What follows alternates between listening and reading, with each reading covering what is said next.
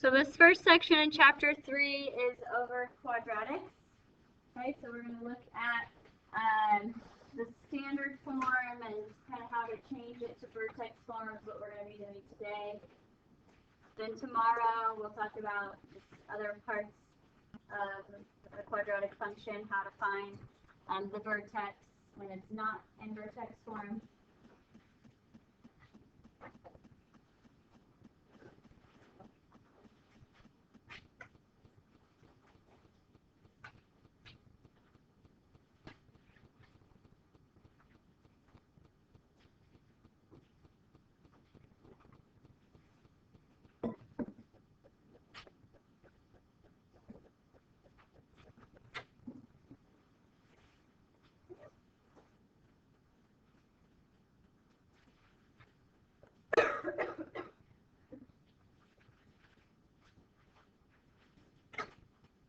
So standard form of a quadratic function is ax squared plus bx plus c, so it's standard form.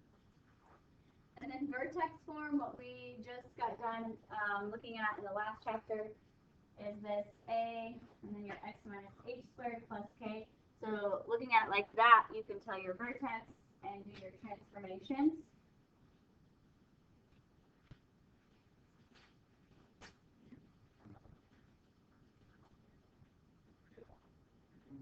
Go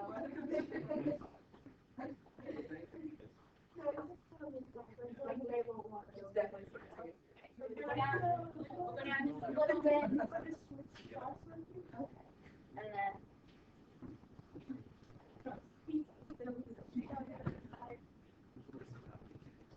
okay, so when it's in vertex form, your vertex then is hk. Remember, it's the opposite of what's on the inside.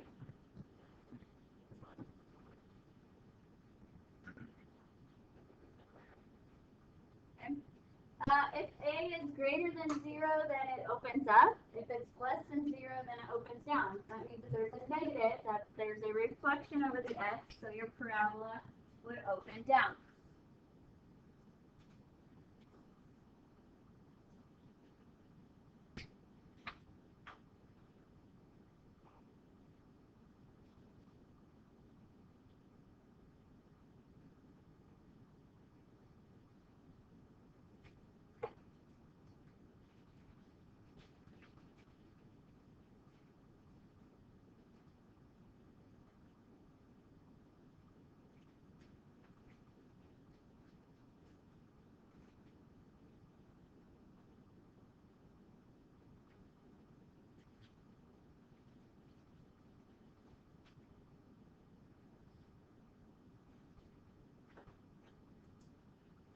If the number out front is greater than 1, then you have a vertical stretch.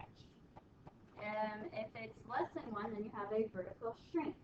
So with a parabola, if you stretch vertically, it's going to look narrower.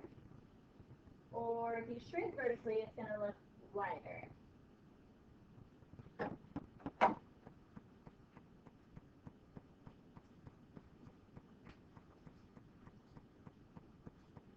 All parabolas have a line of symmetry. It's a vertical line, so it's x equals, and it's the x coordinate of your vertex. So your line of symmetry always goes through the vertex. The equation of that is x equals h.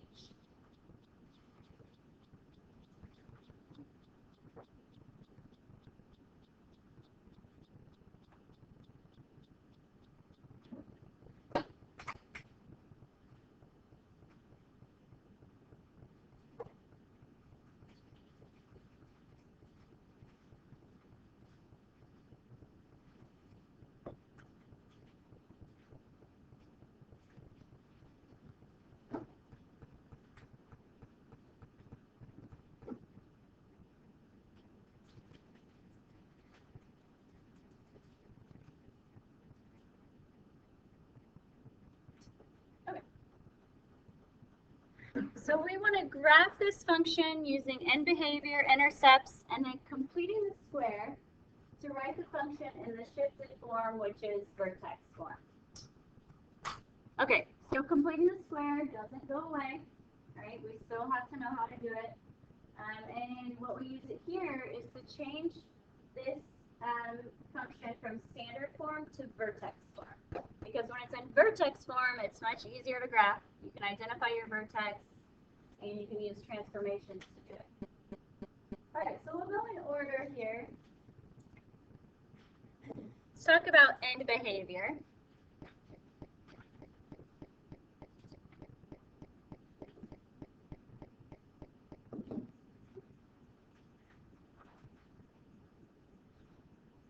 So the number in front of x squared is what? What's in front of x squared? 1. Is that positive or negative? Positive, so my parabola opens up or down? Up. So the ends would be up, up. Good.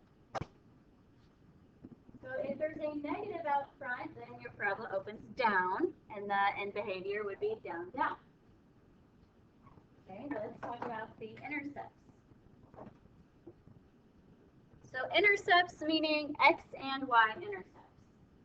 Let's talk about the y-intercepts first. Y-intercept.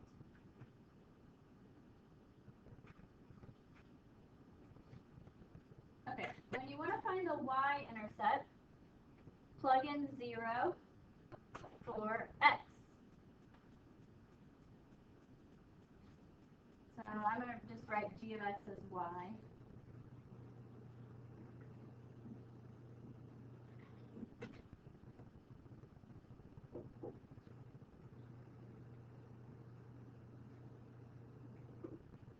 So what do you get if you plug in 0 for x? Negative 7. I know. Did not mean to put parentheses there. Negative 7. So whenever you want the y-intercept and it's in standard form, it ends up just being the c, because this x squared and this x here will make these first two terms 0, so you end up with just whatever c is. This is an ordered pair. This is a point, so that's the point 0, negative 7.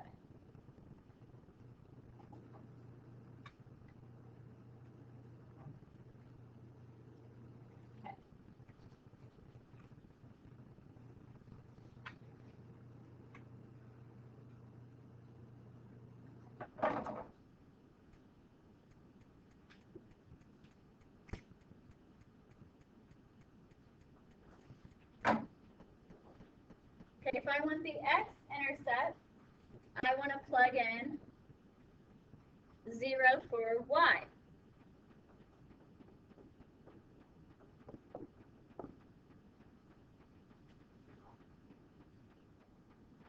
Well, what do you think I need to do to find the x-intercepts then? Yep, I need to factor and solve for x.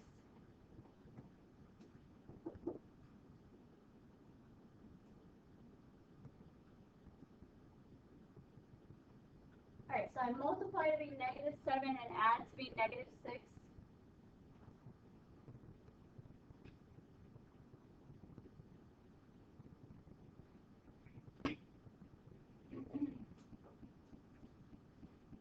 Multiply to be negative 7, add to be negative 6. Negative 7 and positive 1. So then if I solve, x equals 7 and x equals negative 1. So then as ordered pairs, that's 7, 0, and negative 1, 0. So two x-intercepts. You will only have one y-intercept. Most of the time you'll get two x-intercepts. It's possible to just have one, and that's if your vertex is on the x-axis. It's also possible to have none, because if your parabola opens down and it's under the x-axis, it won't ever cross. So it's possible to have none.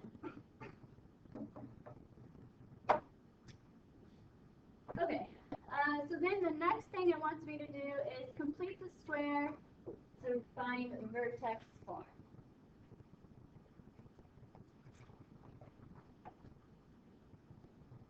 So instead of g of x, I'm going to write y.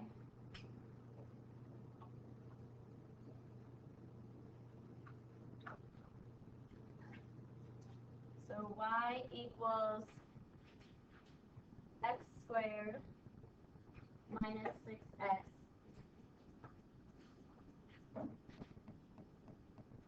minus 7. So when you complete the square, you complete the square with the squared variable. So it's x squared, so I'm completing the square on x.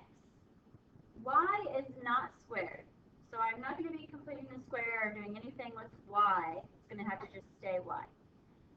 In the last chapter when we did this with circles, we had x squared and y squared. We had two square terms, so that's why we completed the square on x and y.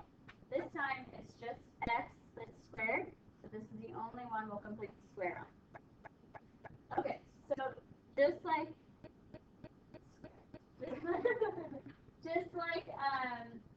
starting these always, I'm going to move the c. I'm going to add 7 to the other side. This time it's a little different though because I don't have a number here. I have a variable. So that's going to stay y plus 7 on the left.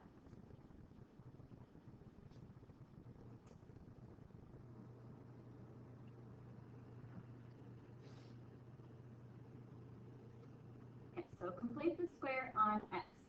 So let me rewrite this, and I'm going to put a blank over here after this negative 6x and after the 7, because I'm going to have to add something to both sides of my equation.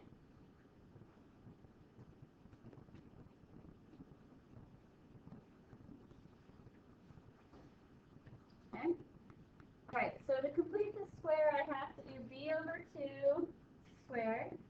So that's negative 6 over 2 squared.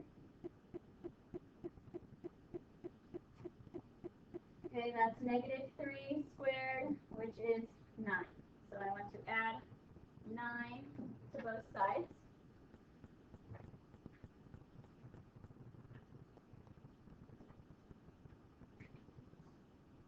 So on the left, combine your like terms. 7 plus 9 is 16. On the right, factor this trinomial you made. So I set it up so it would factor to be a binomial squared, and inside it's going to be x minus 3 squared. Remember this number right here before you square it. Okay, then I'm almost there. Just whenever you have forms of equations that you want to graph, it's usually y equals. You have the y by itself. So subtract the 16 back over.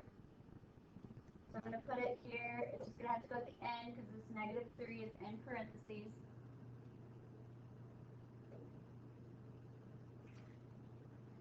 And there's my vertex form. Instead of y, maybe we'll write it as g of x. So the reason why I wanted it in vertex form is because I can look at this now and I know what my vertex is. I cannot just look at standard form and know what the vertex is. So we're going to use all these parts to graph. I'm going to start with the vertex, so let me rewrite that here so we can see it. Before I go on, any questions about this completing the square part? We're going to do it again here in a minute, but it's going to be harder because we'll have a number in front of x squared. So let's start with this one. Any questions about this one? Okay. So then what is my vertex? 3, negative 16. Good. I also know then that my axis of symmetry is x equals 3. It's the vertical line x equals 3. Okay, so I'm going to graph this, and I'm going to make my axes, just shift my x-axis up a little bit. You could also count by 2's on the y if you wanted to do that.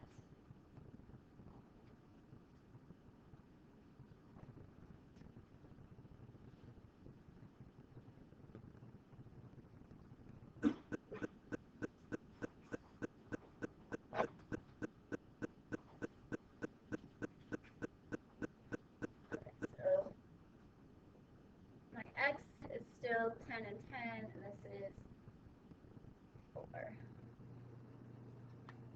Okay, so start with your vertex and axis of symmetry. So 3, negative 16.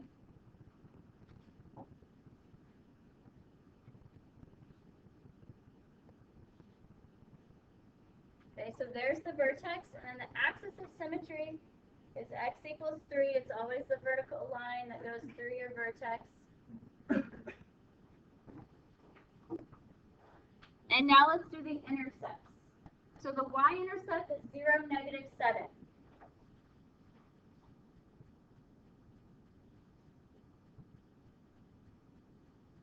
Okay, because you have this axis of symmetry, you can use your y-intercept to find another point. So this is 3 units away on the left. So match that with another point 3 units away on the right. So use your y-intercept to find another point. Graph your two x-intercepts. So 7, 0, and negative 1, 0. And those 5 points are enough to graph. So you want your vertex, your y-intercept and its pair, and then your two x-intercepts.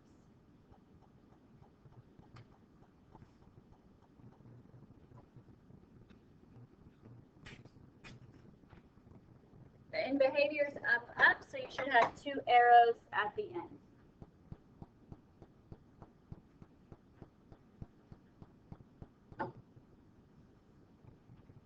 Questions about that?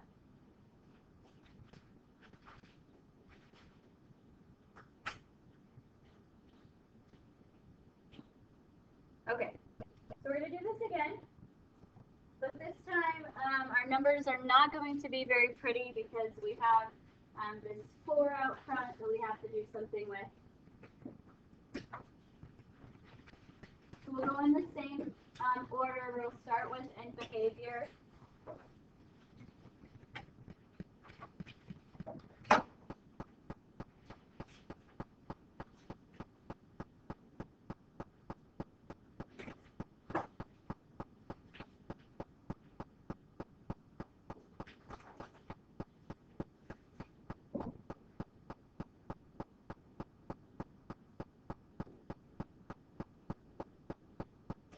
Alright, well, what's my A value? 4, and is 4 positive or negative? So my in behavior is up, up. Okay, so that didn't change.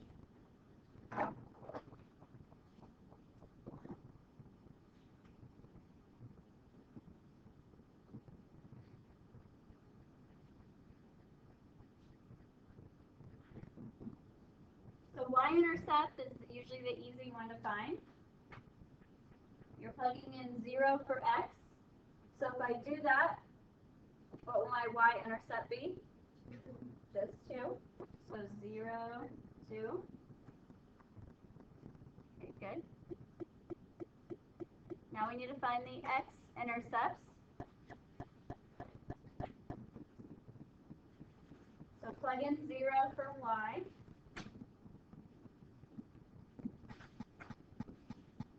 This does factor. It's not as easy to factor because you have an A value.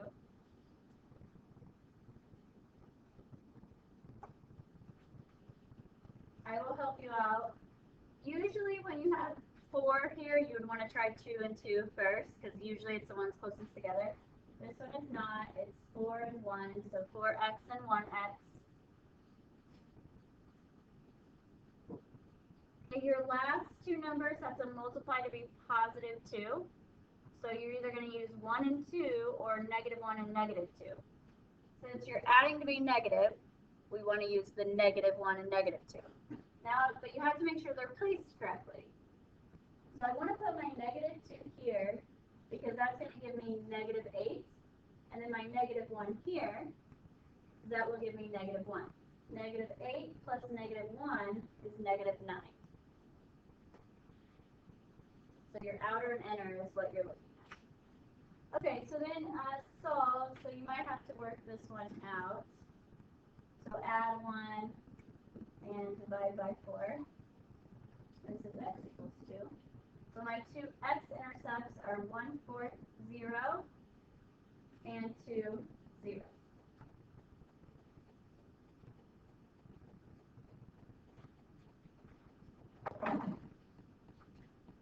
Okay, now we're going to do our vertex form by completing the square. So let's write y instead of g of x.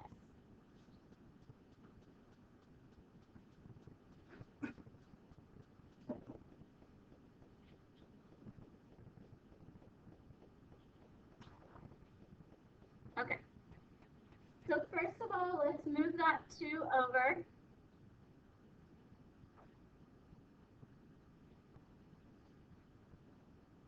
Subtract 2 from both sides.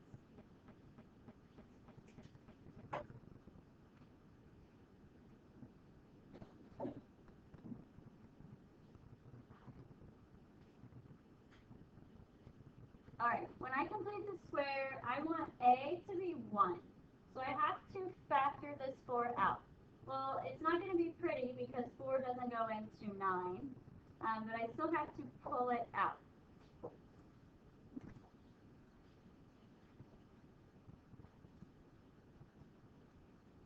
Alright, remember when you factor out, you're dividing. So just a side note over here, if I were factoring this, okay, I would factor 2 and I'd have x squared minus 3x, correct? Because you're dividing by 2 is what you're doing. Because 2 divided by 2 is 1, negative 6 divided by 2 is negative 3. Alright, so I'm doing negative 9 divided by 4. And it doesn't simplify, so it has to stay like 9/4. Okay? So again, I know that's not very pretty.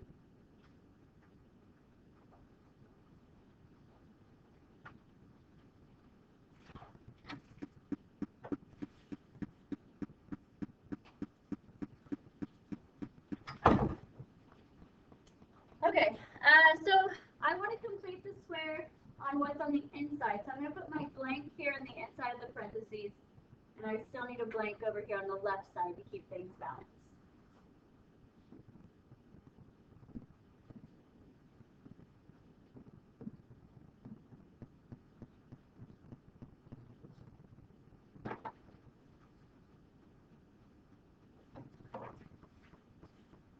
Okay, so on the inside of my parentheses, what's my b term? Negative 9 over 4. So it's negative 9 over 4 divided by 2 squared. Well, that looks a little confusing. Maybe we're not typing that in. I'm going to write it like this. So dividing by 2 is the same thing as multiplying by 1/2. Okay, so that's negative 9/8 squared. Remember, when you square a fraction, you square top and bottom. Negative squared is positive, so 9 squared is 81. 8 squared is 64. So 81 over 64. So I have to put that here. Okay, on the right side, I'm not just adding 81 over 64 because I had originally factored out a 4. Remember, factoring out is dividing. So what I have to add over here to keep the values the same is 81 over 64 times 4. So if I were to redistribute, that's what the value of this spot is. So that's 81 over 64 times 4. And that is what is going to go here. So this 4 came from right there, what was out front.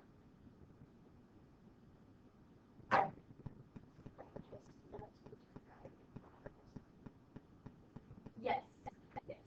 So just because that, what I added over here technically is 81 over 64 times 4. This term times 4, so that's what I have to put here. And so that should be 81 over 16. Okay, if you multiply those out, it's 81 over 16. Okay.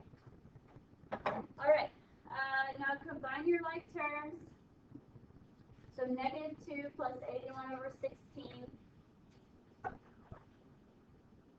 is 49 over 16. So if you combine your like terms,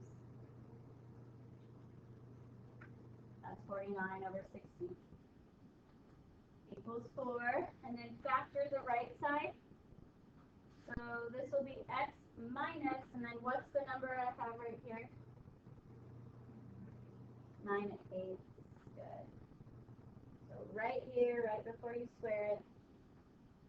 Almost done now. Subtract the 49 over 16.